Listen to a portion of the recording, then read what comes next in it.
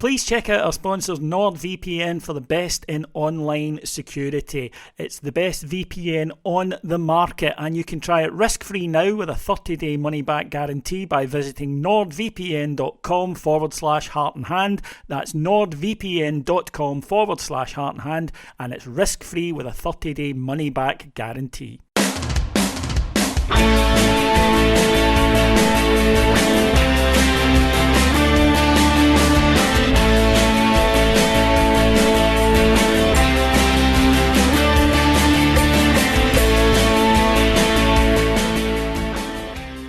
Hello everyone, and welcome to Heart and Hand, the Rangers podcast. My name is David Edgar, and as always, I am your host, and I'm joined this week by David Graham. Hello, David. Davey, afternoon, how are you? I've been better. Good. I'm sure Sorry for the unpromising beginning to the show there, folks, but it's been an unpromising beginning to life at Rangers for Russell Martin. 3 wins in 9 games, David, one of which came against Alloa at home in the Cup. And another draw, meaning 3 successive league draws to open the campaign. It's not going to work, this, is it? Look, I'm not going to say I told you so or say I told you so, because I take absolutely no pleasure in the situation that we are now in, and I think there are Rangers fans who didn't want this to work because they really oppose Russell Martin so much. But I don't believe anyone is now sitting saying, it's great, I've been proven right. I genuinely think, Davey, it is worse than even those who expected it to be bad, expected it to be bad. I mean, it's even worse so than that. I mean, I think for me, and even if you take someone balanced and sensible on the pod like a Martin Ramsey, Martin sort of said, look, it was going to be painful. We expected bumps in the road. I don't think anyone disagreed with that, but I think the fact that we haven't even won between St Mirren, Motherwell and Dundee, that's serious alarm bells. And look, we'll get in those comments, but I think that I am adamant that this narrative of, we're just impatient fans, we've got far too much expectation, it's no longer the 90s, and why are we sort of expecting it to be? All we want's our team to win, and I think any football fan wants that. So I think we need to cross that narrative really quickly. We are not the problem here, and I'm sure we'll get into that in great detail. No, I'll just echo that. We are not. Yes, it's a tough club to play for. Well, it is, right? It just is. Okay, so deal with that. If that's going to be a problem, you shouldn't be there, because it is a tough place to play, and the only way to get around that is to start winning games, and it'll become a very fun place to play. But even then, you'll be under pressure. As you speak to any of the 9 in a row guys, he'll tell you that it was exactly the same. Now, here's where I've been, David, on it. I didn't want Russell Martin appointed, but then when he was appointed, I went, well, you know what? I'll give him a chance, right? And I thought that there might be some bumps in the road. My concern is that we haven't even got on the road at the moment. That's 9 games, and there are no signs that Rangers are any different to last year, apart from some personnel. Watching that game yesterday, that game could have taken place last season. Yeah, but I'm actually going to play devil's advocate and say it's actually worse, because we are far more vulnerable at the back than I think we ever were. I mean, you're going right back to probably Pedro Warburton vulnerability and just generally sort of shambolic. I mean, look, I'm certainly not advocating to get the gang back together that finished the season, but I mean, at least under Barry and one thing and another in the closing stage of the season, we were fairly compact, and we were able to grind out some good victories. We were still conceding 2. I think, what was it, 9 games in a row we conceded 2 goals. I don't think it's, but again, this is like comparing, what's the ugliest children. It's nobody comes out of it well. I think that for me, I expected to see at least some differentiations in style. I expected to see us playing in a different way, and I didn't see that yesterday. I haven't seen it much, where it's too easy to play against. When we get the ball, we are very safe. Lots of touches, slow passing, going back automatically to the centre backs and the goalkeeper, and then in the last 10 minutes when we're up against it, chucking everything forward in the hope that something falls. We didn't need to hire a manager for that. We could do that already. Yeah, well, I mean, I think it's a little bit like, Ruben Amorim coming into Man United with this great style and all the various jargon that we hear nowadays about modern coaches. And I can't quite recall the game. It possibly was Roma where he then lumped Harry Maguire up front, started banging balls in the box, and they Yeah, actually Leon. scored. Leon's right. So, this the thing that really concerns me is that and correct me if I'm wrong, but I think the two shots or meaningful shots we had were both from Finlay Curtis, who was the last throw of the dice.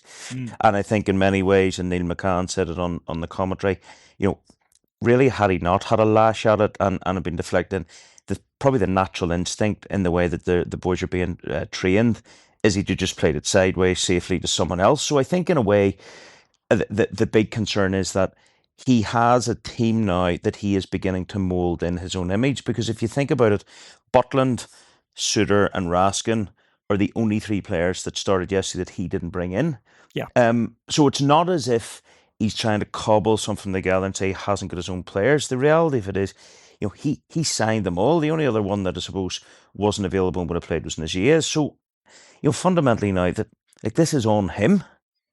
I expected to see a fast, free flowing style of football, but not overnight, right? I am not stupid. I didn't think he turns up, game one, it's all great. I didn't think that. I thought it would be increments. I thought there would be progress. So I would expect at least to see a few moves where you go, right, when everybody's settled in, this is what it's supposed to look like.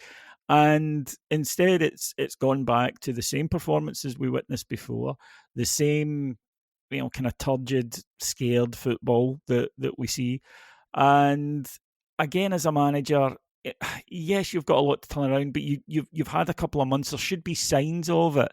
And surely, no matter how much people believe in him in the boardroom or the CEO's office or Thelwell or the owners, no matter which, surely at this point you've got to be, looking down the things that were said to you at interview. This is what I'm going to provide, that persuaded you, and saying, okay, what's it? Basically, I suppose what I'm saying is, David, in any job you've got KPIs, and if you're not meeting them, then Rangers are not meeting them in terms of points at the moment, that's for sure. But even just watching it, I don't think there's any sign to me that we're this close. It just needs a new player or whatever. I look at it and I say nothing's changed. Yeah, no, I think you're right, and I think it does raise the question round. I think those above Russell Martin. I think there's no doubt now that we've seen a change in, I suppose, leadership structure in that the new owners have basically said to the likes of Thelwell and Patrick Stewart, you're in charge, by the very fact that they're coming over obviously at the weekend, presumably for a board meeting, but the reality of it is they aren't perhaps as involved as, say, at the very end where John Bennett was both chairman and CEO on a sort of an interim temporary basis. So I think probably when the window closes, I think that's when fans will probably start to sit back and say, right, okay, well, listen, Russell Martin's probably gone in our heads now. What about the guys that appointed him? Why did they appoint them? And essentially, did they think this was the right appointment? Because I think, Davey, the concern I have is that as long as we have supported this club, in fact, even in the last 10 years, our most successful times in terms of playing a certain brand of football have been in Europe. We've probably disproportionately outperformed expectations, but many ways that was because we were struggling to break down the Motherwells and the St Mirrens of this world. Even in the 55 season, there were times where, I recall us drawing away to St Johnstone when I think the league had been won, but we still struggled to break down domestic teams. So, probably Walter's been probably the last manager who was able to kind of get it right domestically and probably struggled to an extent in Europe, even though with respect, he obviously got us to the UEFA Cup final. But I think that the concern a lot of fans are going to start to have soon is to say, you're right, a lot of the new signings look absolutely terrified.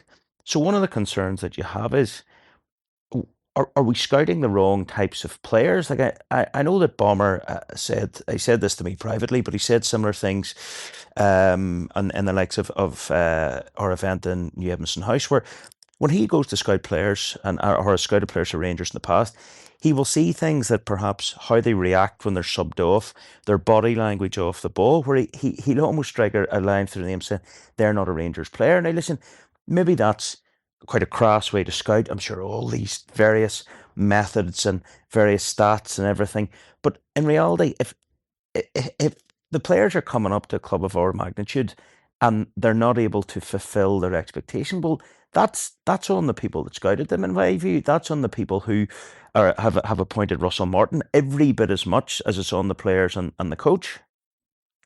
No, I totally agree, and I think this is the thing for me.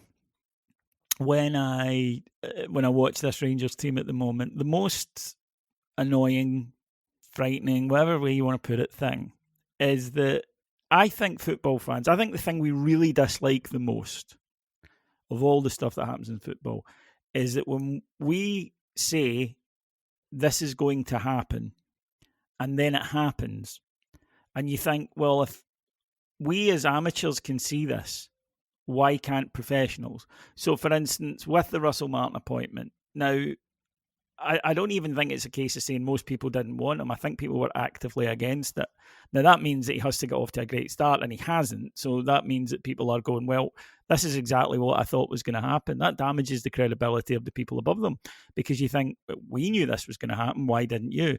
Then, on another, the same thing, but in another slightly different way, yesterday morning, I didn't know many Rangers fans that were confident going into that game because they thought we would get the kind of performance we got, and they were right. So it's a case of us going, well, hang on, we can see they're going to play like that. Why can't you? We can see what they're doing. Why can't you change it? You with the power to change it. And with the higher ups, it's like you were warned that this would happen, and this is what is happening. So I think that that's the thing that angers me, and I think a lot of Rangers supporters the most, is that none of this is particularly shocking. And you do question the judgment of people. Like, what did they see to make them think this is going to be different? Russell Martin's football style, which has been discussed ad nauseum, so I'm not going to go into it here. I don't even think this is currently relevant because they're not doing it. They are playing the way they always play, the way they've played for 2 years. And that, Davy, raises probably two key points. One, do the players simply not believe in Russell Martin's style of play? Or two, are they not capable of implementing it? So either way, that's a problem because the manager needs to motivate his team, and obviously these guys are professional. But if they're going in, if you're going into your work day in day out, and you're thinking, I don't get what my boss is telling me, you're becoming demotivated, and you probably start to just think, I don't know if this is for me. So a lot of the players are probably slowly, and we'll get to Igaman in a minute, are probably slowly thinking, does this guy know what he's at? And I think secondfold, if they're not capable of doing it, it goes back to my first point. 8 of the players that he started yesterday, he brought in. Nico Raskin's a Belgian international. John Suter's a Scottish international. And obviously Jack Butland's a goalkeeper of like decent pedigree. So it's not as if the other 3 were, shirt fillers. So I think the bigger problem is now, and it goes back to, the wider leadership at the club. You would be concerned if the likes of Patrick Stewart, if the like of Kevin Felwell aren't on the phone to Russell Martin, and clearly we're never going to find out if they are or not, to basically say, look, mate, you can feel the noise. You're going to have to pull a hell of a performance out in Bruges to at least take a bad look off it. And to be honest with you, and we'll get those comments pre and post match, Sunday's a must win. Sunday's the biggest game of your life as a player and a manager. And if you don't understand that, well, it is the end of the world for you, Russell. And I suppose, look, I've never met Patrick Stewart, but he doesn't come across as a particularly, courageous, chest thumping individual. So I just would be concerned that the culture being ingrained in the club is that the current situation is acceptable, because it's damn well unacceptable.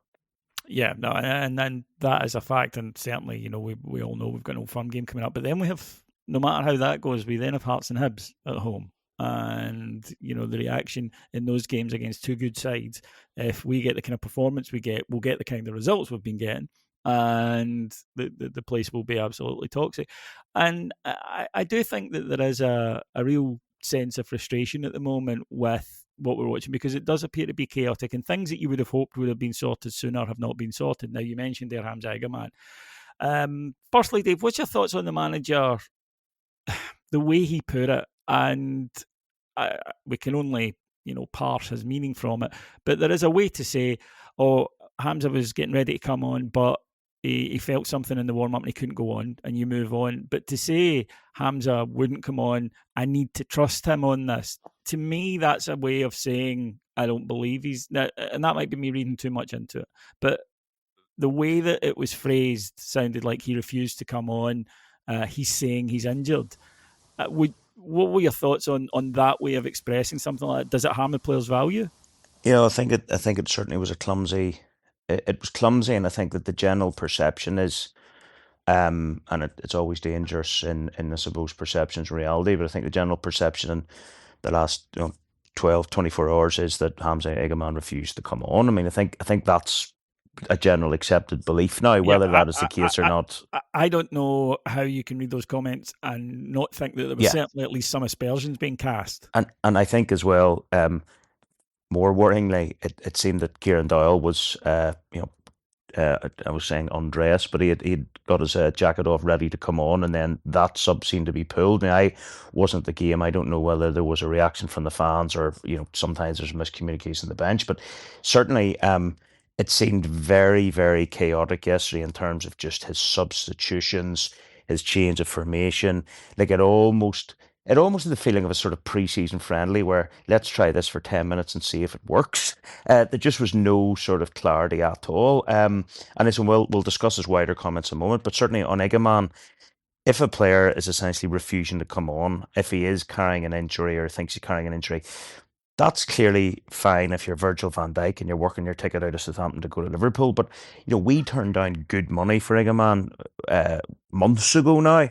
And there's a danger of him becoming a sort of Morelos Kent figure where, he hangs about and then leaves for nothing in the end, because, we gotta get our trading model right. It worked well with Jeff Day last week. Let's acknowledge when it does. But, if Egerman's no longer wanting to be there, well, we need to get him out. And I think the danger with it is he's clearly not going to go for the money that it was initially bid for him several months ago.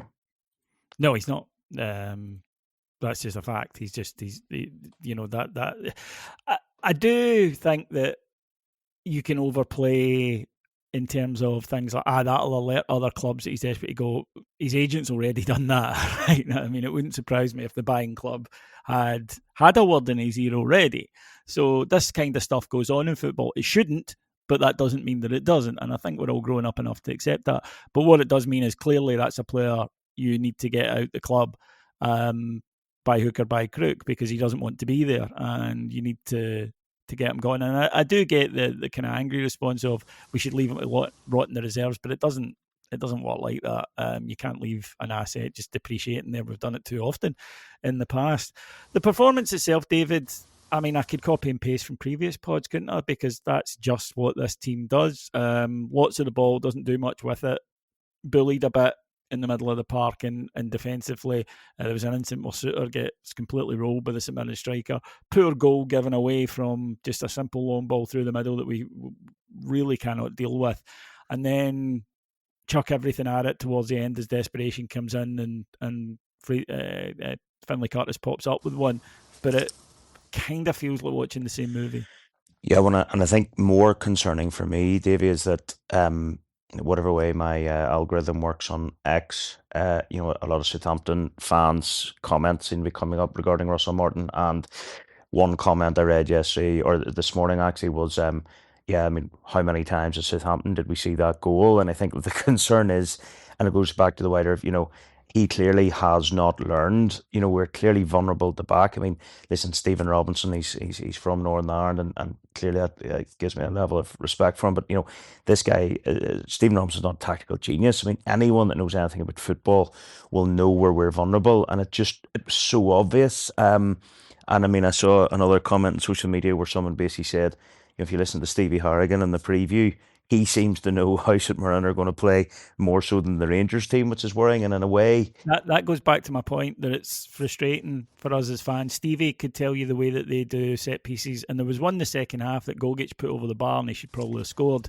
Their defense might 100%, yeah. their defense might as well not have been there because they played no part in it whatsoever. I think the wider concern as well is the players who were brought in to do certain things. Joe Rothwell's a good example of it. Where, and I mean, I spoke to a player who had played with Rothwell who said, look, he's going to dictate the tempo. And to be fair, in the Panathinaikos home game, he was arguably our best player. He was really good that night, but he just seems to blow a gasket. I mean, he almost looks like Alan Brazil after about half an hour into the game, where he just seems to just like Yeah. blow up. And I just don't understand that. When you see, look, you can't believe YouTube highlights, but when you see some of how he played at No, I Leeds, watched like him for Leeds, and he was non-stop, all action, because you had to be in that team, that Leeds United team last season. You can only assume it's an injury or something, but even yesterday, Neil McCann on commentary, he played a couple of really, really wild passes about the 40th minute mark, and McCann went, those look tired passes. And he did look tired after 40 minutes, and this is not the first time. He looks way off it. yeah, he looks way off it. I think Max Aarons has been a real disappointment, and I think, look, there's plenty of people who have very clear opinions on Tav, but Max Aarons at this stage does not look an upgrade in Tav. So, I felt for him when he was playing left back, but when he's playing in his own position, like what what are we meant to do? He's been given enough opportunities so far, and he just looks terrified. I think that's the way to sum it up. And he just does not seem. He almost epitomises, Davy, the problem Rangers have in modern day football, where there are certain players who will make a hell of a living. They'll live off the rest of their life. They'll play a lot of games at a high level, potentially even to the Premier League at a club like a Bournemouth or a Brentford, where the expectation is zero, where you can go through life, a Southampton where, if you win, great. If you lose, look, it's fine. We'll see you next week. And it goes back to his comments, when you lose at Rangers, and I remember a former director of the club saying, and maybe it wasn't his quote, but at Rangers, when a defeat's like a draw, and sorry, a draw is like a defeat, Yeah. and a defeat's a crisis, and that's the reality of expectation that you have at this club, and it'll never change. And in a way, that's a concern that I have, where it can't be about the fans being impatient. That's what Rangers is about. Don't try to change the culture, as the late great Walter Smith said. Just win. No, it's again, it sounds simplistic, but it is true. And again, I go back to the whole, well, it's a tough place to play. Yes, it is. You should have known that when you signed, and you should have known that what you were walking into. And at the moment, it doesn't look like that to me with this Rangers team. They look shocked by the physical environment that is the SPFL, and I go back to something you said earlier, where they either look like they can't take in the information that Russell Martin's given them, or they won't. And either way, that's a terrible look for a head coach. And at the moment, it's just there's nothing at all to cling on to. And look, I would try to say, but if you look at that, we have problems here and here, but if you look at this part of the team or that part of the team, it's functioning well, but they're not. Another concern fans have spoken about, David, is that players seem to be regressing. So Ant-Man looked better in his first game when he hadn't really spent much time with the team. Rothwell, similarly, first game better. The concern is that it seems to be getting worse the longer they're here, not better. Yeah, I think that is that is clearly happening. I think that, I suppose, insult to injury.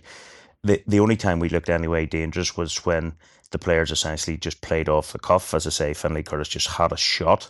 I think I said there in our group, having a shot on target, it'll never it'll never catch on. And I think that Tav, I think, just sort of stuck himself up nearly centre forward by the end. Suter was in the box, and we looked more likely to score than St Mirren, albeit they did have a hell of a chance as well near the end. But I think that the big concern is, even under Warburton, like, I remember times where plan Bs to do plan A better and all the various things. But you could see under Warburton, albeit it got found out particularly in the top league, but you could see under Warburton the Championship, this is what we're trying to do, and we're sticking to it, and it's working out more often than not. But as you say, I'm still at a loss as to bar, John Suter passing either side and him receiving the ball again.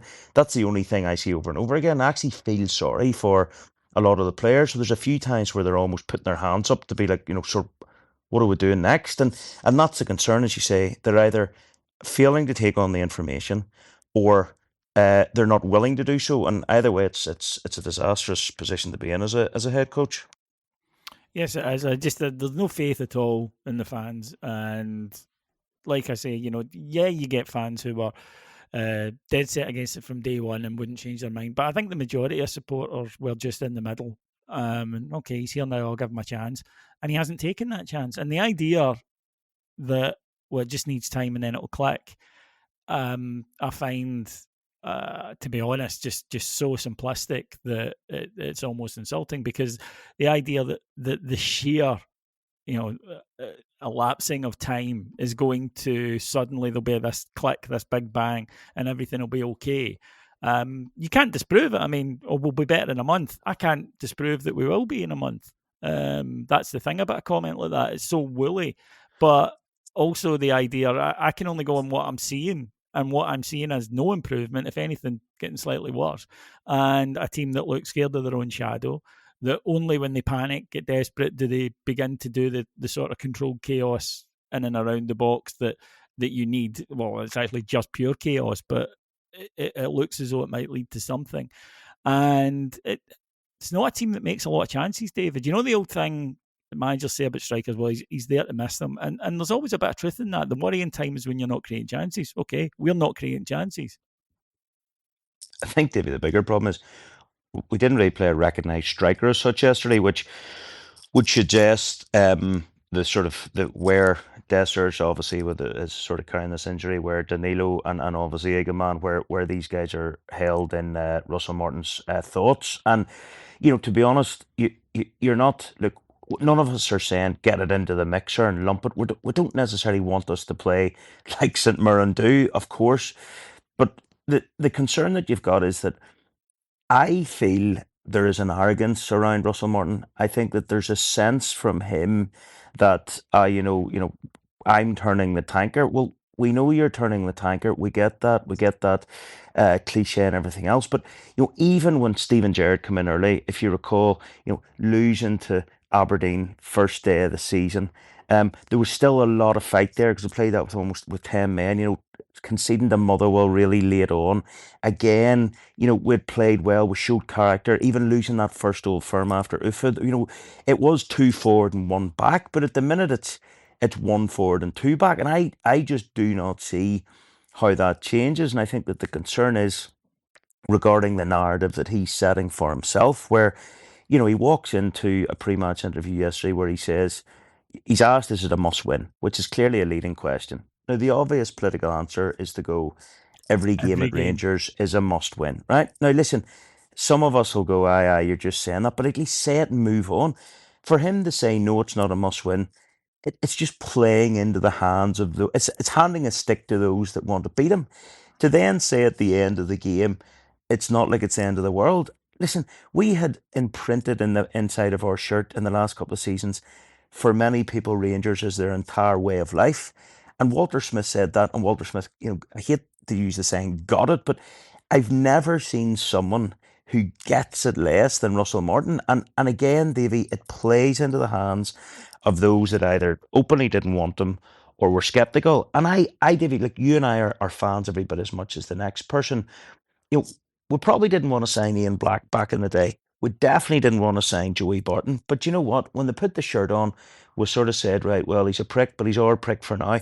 They both went out of their way to openly defy us, and we then want them out of the club. But there's been plenty of players that we didn't want, probably plenty of managers who were sceptical of that we backed because they were our managers, they were our players. So we are backing the team here, but ultimately we've got to be given something to cheer about, and we're just simply not getting that at the moment.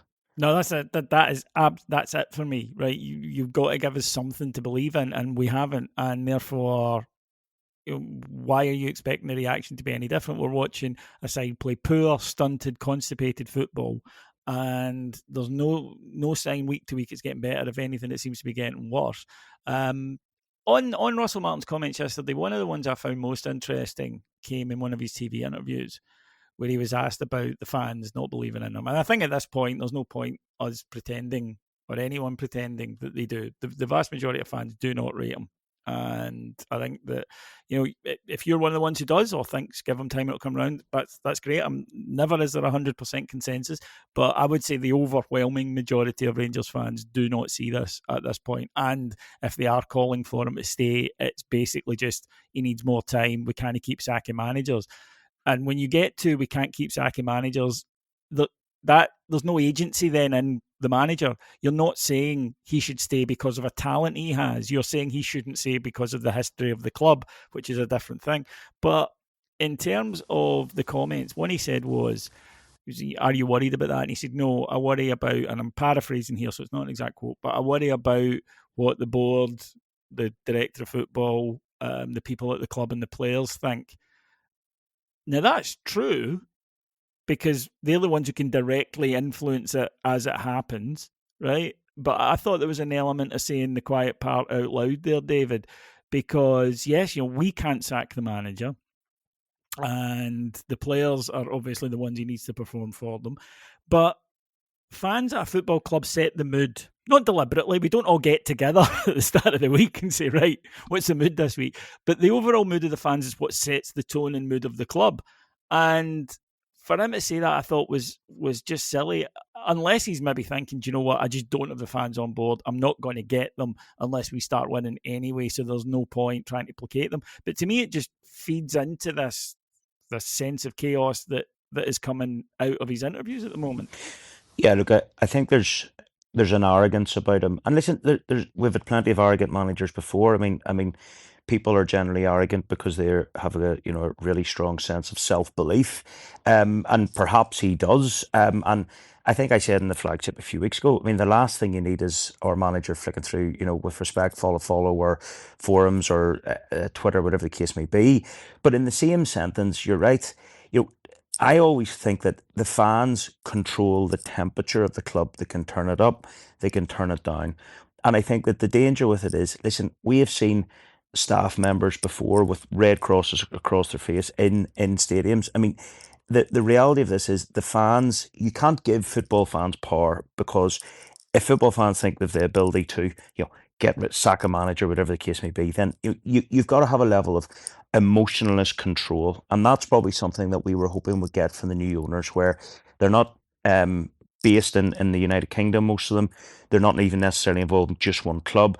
They're not historic fans, so therefore there would be maybe a bit more of a sort of what's the word, business-like approach to it, rather than having a sort of real emotional tie as well, which is certainly not a criticism of anyone in the past, far from it. But I think we were expecting a different style, so therefore perhaps Russell Martin is a little bit, arm's length, step back, whatever the case may be. But in reality, if we drop points on Sunday, then the owners will be in the director's box and they will feel the anger of the crowd. And I think more importantly, and I know I've probably said this 2 or 3 times now, we need to be really careful that the fans don't appear to be the bad guy here, where that's just the fans are, they're getting on another manager's back. In reality, and I think it's really clear, like if we lose next Sunday, I think the international break, the owners need to have a really, really serious conversation about,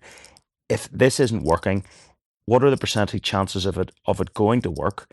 And realistically, do we cut our losses? And I know we can't keep sacking managers, etc., but there's a time where the inevitable happens, and I mean, it probably happened a little bit too late under Philippe Clement.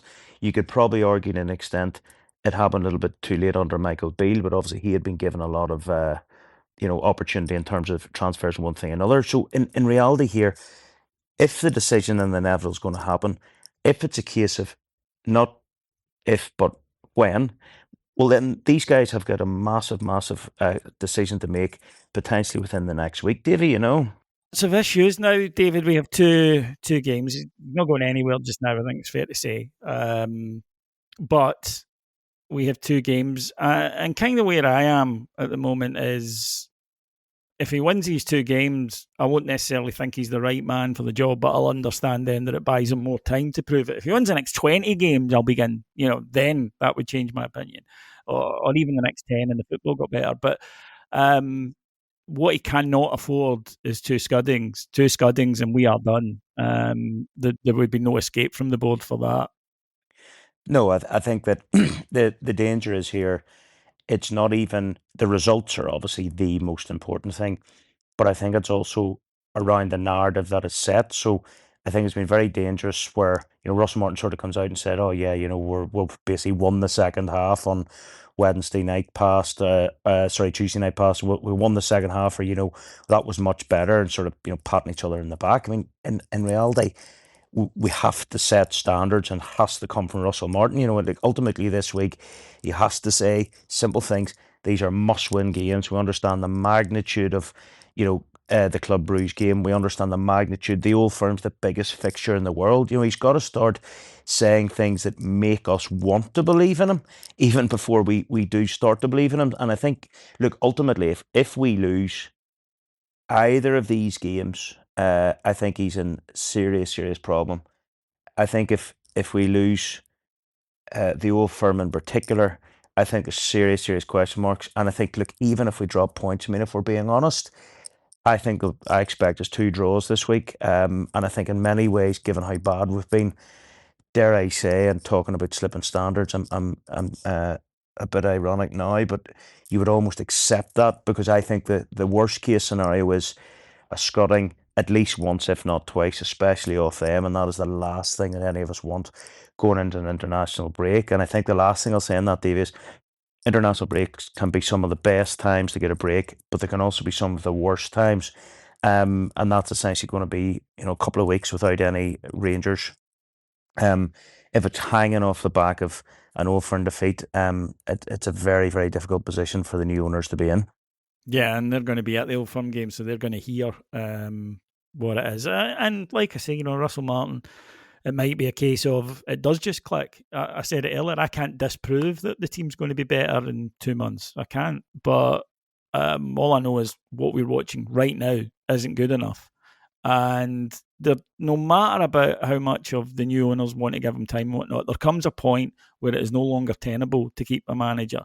And I mentioned this before. If Daniel Farke loses the next 6 games at Leeds United, does he get sacked? Of course he does. So the idea that these new owners are somehow, there's no danger for a manager, I just don't believe to be true. And again, I go back to, he promised certain things we are not witnessing.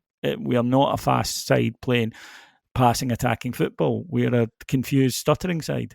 But I think, Davey, and I'm slightly playing devil's advocate, but I think, in fairness to Russell Martin, he is not the only problem. Russell Martin he's not fulfilling this sort of swashbuckling, high intensity football, setting the tone. But if you see the quote that Kevin Thelwell gave when he was appointed, they have been let down by Russell Martin, but they've also chosen him. And I think that this is the danger where, ultimately some of the signings have worked more so than others, but that comes down to the new recruitment team. That comes down to Kevin Thelwell, it comes down to Dan Purdy, and I think that people aren't necessarily immune from this, and I think we need to be very careful to not necessarily just lump everything on Russell Martin, because the big concern I have is here, let's just hypothecate that, they bin him within the next week and we bring someone else new in. It's still the people setting the tone and the culture in the club, the Patrick Stewarts of this world, the Kevin Thelwell. So I think that there's wider probably things for the owners to think about, rather than simply just, if we make a decision around Russell Martin, then everything will change, because that's not necessarily the case, Couldn't agree more. Right then, folks, that will do us for this week here on Heart and Hand. Just a bit of housekeeping for you. As you may know, we are on Patreon, have been for years, where you get up to 5 shows every single day. Due to requests from listeners, we are now also, those shows are on YouTube. They're not on video, they're still audio. But if you take a membership up on YouTube, if you prefer to get your audio that way, there are obviously some videos there, and there will still be the free ones that go out. That's not going to change. It's just a different way of accessing it. So if you're already on Patreon and quite happy with it, then don't change. But if you use YouTube for everything, as some of the listeners do, and they were asking if they could then get the shows there, now you can. It's the same tiers, still $1.99 per month if you want to sign up to it, and I urge you all to do it because you get some great discussion there. Right, my thanks to Paul Miles and Mike Lee, our producers in London, and my thanks, of course, to the wonderful David Graham. Thanks, Davey. Thanks, listeners. And hopefully the next time I'm on, it's more positive. Yeah, if we win on Sunday, I'll get you on next week. Yes, I'm actually, shout out to any listeners, I'm actually going to be watching the game with the Big Apple Bears on Sunday. So right. hopefully with something positive to talk about come Sunday evening. Yeah, David's a massive rugby playing looking guy in the corner, so go up and say hello to him, folks. Right, we'll be back later in the week. Cammy will be here with Heart and Hand Extra. Obviously, all those shows on Patreon as previously discussed, and I'll be back next Monday. Until then, come on, Jers, give us something to cheer. Take care, everyone. Bye-bye.